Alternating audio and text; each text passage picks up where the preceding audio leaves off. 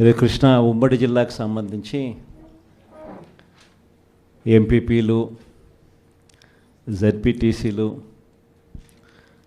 Municipal చైర్పర్సన్లు, మేయర్లు ఈరోజు మీ అందరితో ఈ సమావేశం జరుపుకోవడం నిజంగా చాలా సంతోషంగా ఉంది. స్థానిక సంస్థలకు సంబంధించిన ఎన్నికలు జరిగినప్పుడు మన party YSR Congress party clean sweep చేసినాం. దాదాపుగా జెడ్పీటీసీలు లెక్కే చూసుకుంటే దాదాపుగా 46 చోట్ల ఎన్నికలు జరిగితే 44 చోట్ల మన పార్టీనే గెలిచిన పరిస్థితుల మధ్య ఎన్నికలు జరగడం జరిగింది. ఎంపీపీల పరిస్థితి చూసినా అదే మాదిరిగానే కనిపిస్తాం, ఎంపీటీసీల పరిస్థితులు చూసినా అదే మాదిరిగా కనిపిస్తాం. దేవుడు దయతో గొప్ప విజయాన్ని కూడా మనం చెవి చూసాం. ఈరోజు ఎక్కడ చూసినా కూడా ఈరోజు రెడ్ బుక్ రాజ్యాంగం జరుగుతూ ఉంది. ఎక్కడ చూసినా కూడా ప్రజలకు మంచి చేశాం కాబట్టి ప్రజల దగ్గరికి వెళ్ళి మాకు ఓటు వేయండి అని అడిగే పరిస్థితి ఎక్కడా కూడా తెలుగుదేశం పార్టీకి లేదు. ఈరోజు ఎక్కడ చూసినా కూడా వ్యవస్థలన్నీ కూడా కుప్పకూలిపోయిన పరిస్థితులు కనిపిస్తూ ఉన్నాయి. మన ప్రభుత్వం చంద్రబాబు నాయుడు గారి ప్రభుత్వానికి మధ్య కంపారిజన్ ప్రతి ఇంట్లో కూడా వెంటనే ఇప్పటికే చర్చ మొదలైంది. మన ప్రభుత్వ హయాంలో ఎలా ఉండేది, ఈరోజు చంద్రబాబు నాయుడు గవర్నమెంట్ వచ్చిన తర్వాత ఈ 6 నెలల కాలంలో ప్రభుత్వం ఎలా పనిచేస్తూ ఉంది అన్నది ప్రతి ఇంట్లో కూడా ఇప్పటికే చర్చ మొదలైంది. మనమేమో కుటుంబం మొత్తానికి ఒకటిగా చేసి మంచి చేసినాము, మన నోట్లో నుంచి అబద్ధాలు రావడం లేదు, మనం చేయగలిగింది మాత్రమే చెప్తా ఉన్నాము, మన నోట్లో నుంచి అబద్ధాలు రావడం లేదు. కానీ వాళ్ళేమో ప్రతి ఇంటికి పోయి ఎవడు కనపడినా సరే ఇంట్లో ఇంత పిల్లోడు కనపడితే చాలు ఆ నుంచి స్టార్ట్ అవుతుంది. ఇంట్లో 2-3 పిల్లలు నవ్వుతూ కనిపించినారంటే చాలు, నీకు 15,000, నీకు 15,000, నీకు 15,000 సంతోషం అనే మాటలు.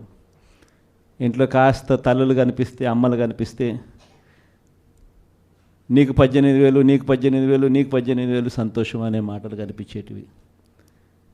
కాస్త పెద్ద వయసులో ఉన్న ఆ ఇంట్లో ఉన్న ఆ తల్లుల అమ్మలు కానీ ఆ తల్లుల అత్తలు కానీ కనిపిస్తే, 50 ఏళ్ళు దాటిన ఆ అమ్మలు కనిపిస్తే వాళ్లకు నీకు 48,000, నీకు 48,000, నీకు 45,000 అని చెప్పేవాళ్ళు. ఆ ఇంట్లో నుంచి ఉద్యోగం ఎత్తుకే వయసులో ఉన్న పిల్లోడు ఎవడన్నా కనిపిస్తే, ఒక 20 ఏళ్ళ పిల్లోడు ఎవడన్నా కనిపిస్తే నీకు 36,000, నీకు 36,000, నీకు 36,000 అని చెప్పి. ఆ ఇంట్లో నుంచి రైతు బయటకు వస్తే నీకు 20,000, నీకు 20,000, నీకు 20,000 అని చెప్పే పరిస్థితి. నిజంగా ప్రతి ఇంటికి వెళ్ళి ఈ మాదిరిగా ప్రతి ఇంట్లో ఉన్న ప్రతి ఒక్కరిని చూసి ఏ ఒక్కరూ మిస్ కాకుండా ఇవన్నీ జరగబోతున్నాయి చంద్రబాబు నాయుడు ముఖ్యమంత్రి అయిన వెంటనే అని చెప్పి ప్రలోభాలు పెట్టిన నేపథ్యం ప్రస్ఫుటంగా కనిపిస్తూ ఉన్న పరిస్థితిలో కూడా నా దగ్గరికి వచ్చి చాలామంది కూడా చెప్పినారు, అన్న తెలుగుదేశం పార్టీ వాళ్ళు ఈ మాదిరిగా క్యాంపెయిన్ చేస్తూ ఉన్నారు, ఈ మాదిరిగా ప్రతి ఇంట్లో ఉన్న ప్రతి ఒక్కరిని కూడా చెడగొట్టే కార్యక్రమం చేస్తున్నారు, సాధ్యం కాని హామీలు అని చెప్పి సాధ్యం కావని తెలిసినా కూడా ఇస్తూ ఉన్నారు, మనం గమ్ముగా ఉంటే ఎలా అన్నా అని చెప్పి నా దగ్గరికి వచ్చి కూడా అడిగారు. కానీ అబద్ధాలు ఆడడం మన చేత కాదు. నాని ఎప్పుడప్పుడు అంటాడు, నాకున్న సమస్య లేదంటే, అన్న నీతో ఒక సమస్య ఉంది అని అంటాడు. ఏం సమస్య లేదంటే అతి నిజాయితీతనం, అతి మంచితనం, ఈ రెండు మనకున్న సమస్యలు అని చెప్పి. కానీ ఈ అతి నిజాయితీతనం, అతి మంచితనమే రేపొద్దున మళ్ళీ మనల్ని అధికారంలోకి తీసుకొచ్చేటివి కూడా ఇవే. ఎందుకనంటే జగన్ ఇవన్నీ చేయగలిగాడు కదా, చంద్రబాబు నాయుడు దీనికన్నా ఓ 2-3 ఇంతలు ఎక్కువ చెప్తున్నాడు అంతే కదా. అందులో చంద్రబాబు నాయుడు మోడీతో కలిసి వస్తున్నాడు కదా, ఏమో చేయగలుగుతాడేమోలే, అన్న ఒక చిన్న ఆశకు తావు బహుశా మన పాలనలో మనం ఇంత బటన్లు చక్కగా నొక్కాం కాబట్టి బహుశా ఆ ఆశ కూడా ప్రజలకు కలిగింది. 6 నెలలు తిరక్క మునిపి ఈరోజు పరిస్థితి ఏమిటి అని అంటే, ప్రతి ఇంట్లో చర్చ ఏమిటి అని అంటే, జగన్ కనీసం పలావన్నా పెట్టేవాడు, చంద్రబాబు నాయుడు బిర్యానీ పెడతానన్నాడు. ఇప్పుడు తీరా చూస్తే పలావు పోయింది, బిర్యానీ కూడా పోయింది, పూర్తిగా ఏమీ లేకుండా పోయింది అనే పరిస్థితి ఈరోజు ప్రతి ఇంట్లో కూడా చర్చనీయాంశమే జరిగింది. ఒకవైపున చర్చ పథకాల మీద ఈ మాదిరిగా చర్చ అనేది ఒకవైపున ఉంటే, మరోవైపున సిస్టమేటిక్గా ప్రతి వ్యవస్థ కూడా కొలాప్స్ అవుతూ ఉంది. ఈరోజు ఫీజుల కోసం పిల్లలు కాలేజీలకు వెళ్ళలేని పరిస్థితిలో ఉన్నారు.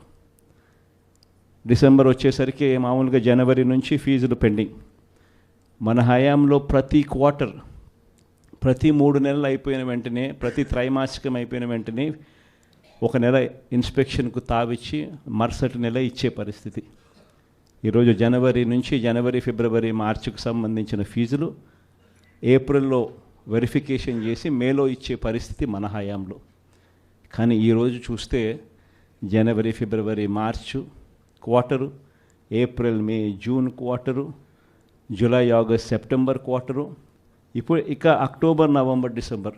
ఈ జనవరికి వస్తే 4 క్వార్టర్స్ అంటే సంవత్సరం ఫీజులు పిల్లలకు ఇవ్వని పరిస్థితి కనిపిస్తుంది. ఒక్క ఫీజు రీయింబర్స్మెంట్ బకాయిలే 2,800 కోట్ల రూపాయలు. ఇక దీనికి వసతి దీవెన కలుపుకుంటే మన హయాంలో ప్రతి ఏప్రిల్లోనూ ఇచ్చేవాళ్ళం, అది మరో 1,100 కోట్ల రూపాయలు. ఉట్టి ఫీజులకు సంబంధించిన బకాయిలే. నేను స్కీముల గురించి మాట్లాడడంలా, వ్యవస్థను నడిపించే ఈ కార్యక్రమాలను కూడా పూర్తిగా కొలాప్స్ అవుతూ ఉన్న పరిస్థితి. దాదాపుగా 3,900 కోట్లు కేవలం పిల్లల చదువులకు సంబంధించిన బకాయిలు. ఆరోగ్యశ్రీకి సంబంధించిన బకాయిలు 2,200 కోట్ల రూపాయలు. మార్చి నుంచి ఆరోగ్యశ్రీ నెట్వర్క్ హాస్పిటల్కి కూడా డబ్బులు ఇవ్వని పరిస్థితి. ఈరోజు పేదవాడు ఎవడు కూడా హాస్పిటల్ గడప ఎక్కాలంటే డాక్టర్లు వైద్యం ఉచితంగా అందిస్తారు అన్న నమ్మకం ప్రజల్లో సన్నగిల్లిన పరిస్థితి. దాదాపుగా మన హయాంలో నెలకు మామూలుగా 300 కోట్ల రూపాయలు ఆరోగ్యశ్రీ బిల్సు. మార్చి నుంచి ఇప్పటిదాకా ఒక్క బిల్లు ఇవ్వాల. దాదాపుగా 2,200 కోట్ల పై చిలుకు బకాయిలు. ఆరోగ్య ఆసరా గురించి ఇంక నేను చెప్పాల్సిన పని, అసలు ఆరోగ్య ఆసరా ఉందా, ఎక్కడుంది అని అనుకునే పరిస్థితిలోకి ఈరోజు ప్రజలు వచ్చినారు. 104, 108 ఫోన్ నెంబర్ కొట్టినా కూడా అంబులెన్స్ వస్తుందన్న నమ్మకం లేదు. వాళ్ళకు బకాయిలే, వాళ్ళు స్ట్రైకులు, ధర్నాలే. ఇలా సిస్టమేటిక్గా చదువులైతేనేమి, వైద్యం అయితేనేమి, ధాన్యం కొనుగోలు, చివరికి ధాన్యం కొనుగోలు పరిస్థితి కూడా ఎలా ఉంది అంటే, దళారీలు కొనేదాకా ప్రభుత్వం అడుగు ముందుకు వేయడానికి సిద్ధంగా లేదు. ఈరోజు ధాన్యం కొనుగోలుకు ఎంఎస్పి 1,720 రూపాయలు అయితే, ఈరోజు రైతులు 300 రూపాయలు తక్కువ రేటుకు ఇదే మీ కృష్ణా జిల్లాలోనే అమ్ముకునే పరిస్థితిలో ఈరోజు రైతులు ఉన్నారు. ప్రభుత్వం కొనాల్సిన సమయంలో కొంటే ఆర్బీకేల ద్వారా దళారీ వ్యవస్థ తీసేసి ఈ క్రాప్ చేసి పారదర్శకంగా మనం కొనుగోలు చేసినట్టుగా కొనుగోలు చేస్తే రైతులకు గిట్టుబాటు ధర వచ్చే పరిస్థితి నుంచి ఈరోజు గిట్టుబాటు ధర రాని పరిస్థితిలోకి మళ్ళీ రైతు వెళ్ళిపోయాడు. ఇలా ప్రతి వ్యవస్థ పూర్తిగా దిగజారిపోయిన పరిస్థితులు కనిపిస్తూ ఉన్నాయి. మరోవైపున చూస్తే రెడ్ బుక్ రాజ్యాంగం, దొంగ కేసులు పెట్టడం, ప్రభుత్వాన్ని ఎవరైనా కూడా విమర్శిస్తూ పోస్టింగులు చేసినా లేదా ఫార్వర్డ్ చేసినా కూడా కేసులు పెట్టే అధ్వానమైన పరిస్థితులకి ఈరోజు చూస్తూ ఉన్నాం. ఇవన్నీ కూడా జరుగుతూ ఉన్నాయి. కానీ తప్పెక్కడ చేస్తూ ఉన్నాడు చంద్రబాబు నాయుడు అని అంటే, ఒకవైపున మంచి చేయకపోగా మరోవైపు ప్రశ్నించే గొంతును అణిచివేయాలని చెప్పి విశ్వరూపాన్ని చూపించడం చంద్రబాబు చేస్తూ ఉన్న తప్పు.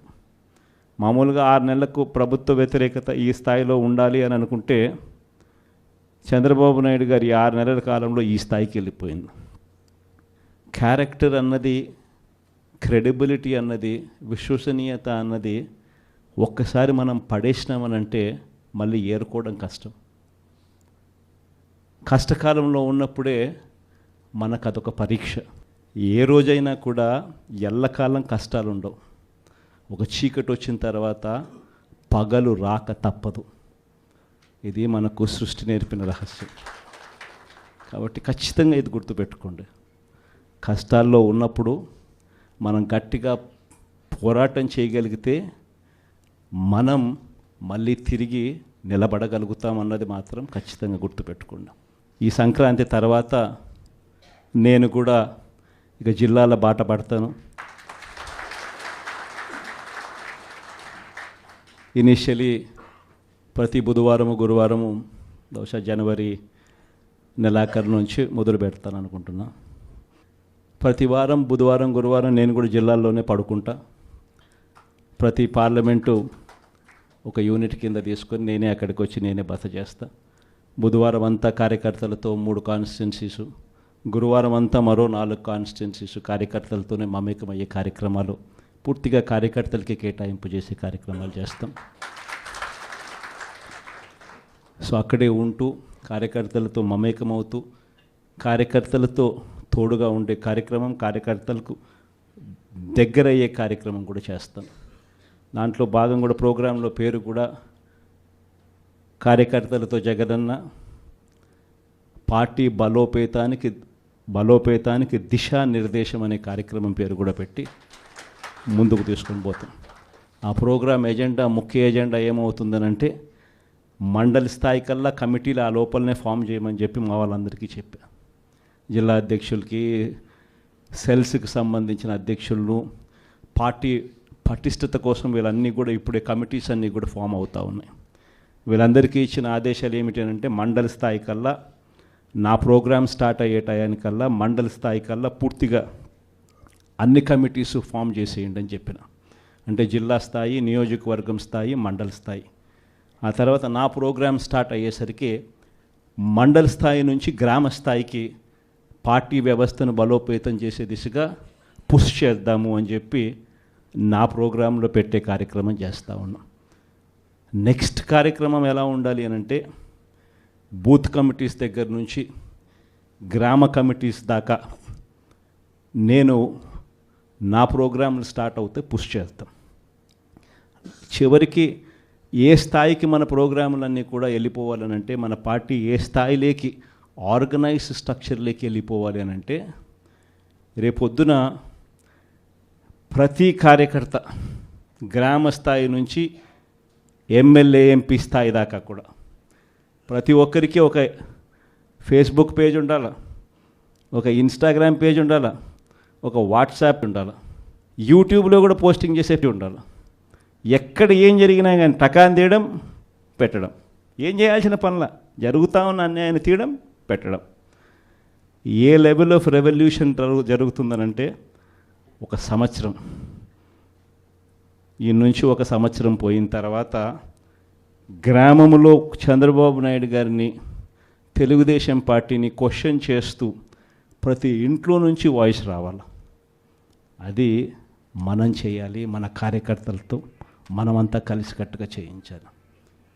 ఏమైంది మా సూపర్ 6లు, ఏమైంది మా సూపర్ 7లు, ఏమైంది మాకు చెప్పిన మాటలు అన్న దగ్గర నుంచి ప్రశ్నల వర్షం మొదలవుతే, ఏమైంది మా స్కూలు, ఏమైంది మా హాస్పిటలు, ఏమైంది మా పంటల కొనుగోలు పరిస్థితి, ఏమైంది మా ఆర్బీకే కాడికి ప్రతి ప్రశ్న ప్రతి గ్రామం నుంచి కూడా లేయాలి. ఇవన్నీ కూడా రాబోయే రోజుల్లో అడుగులు వేగంగా వేస్తూ ముందుకు పడాలి. ఇది జరగాలి అని అంటే క్రియాశీలకంగా మండల స్థాయిలో ఆ పాత్ర, మున్సిపాలిటీ స్థాయిలోనూ, మండల స్థాయిలోనూ, మున్సిపాలిటీ వార్డ్ స్థాయిలోనూ మీరు చేయబోయేది చాలా చాలా క్రిటికల్ రోల్ అవుతుంది. లాస్ట్ టైం మనకు 151 ఎమ్మెల్యేలు మనకు వచ్చినాయి. ఈసారి 151 కాదు, తెలుగుదేశం పార్టీని ఈసారి సింగిల్ డిజిట్లకే కన్ఫైన్ చేసే పరిస్థితిలోకి తీసుకొని రావాలి. ఖచ్చితంగా దేవుడు మనతో ఈ పని చేయిస్తాడన్న నమ్మకం నాకుంది. ఎందుకంటే మంచి చేసిన మనకే ఈ పరిస్థితి ఉన్నప్పుడు ఏ మంచి చేయకుండా కేవలం అబద్ధాలు మోసాలు చెప్పినప్పుడు ఆ మోసం అన్నది, ఆ అబద్ధం అన్నది కోపం కింద మారక తప్పదు. ఆ కోపం రెట్టింపు అవుతుంది. ఆ కోపం ఒకవైపున రెట్టింపు అవుతుంది, ఒకవైపున మన మీద ప్రేమ అభిమానాలు అంతే స్థాయిలో రెట్టింపు అవుతాయి ఇటువైపున. కాబట్టి ఖచ్చితంగా ఆ రోజు కూడా ఖచ్చితంగా మనం అంతా కూడా ఖచ్చితంగా చూస్తామని కూడా ఖచ్చితంగా దేవుని మీద నమ్మకంతో నేను చెప్తా ఉన్నా. ఇవన్నీ మీతో పంచుకున్నందుకు చాలా సంతోషంగా ఉంది.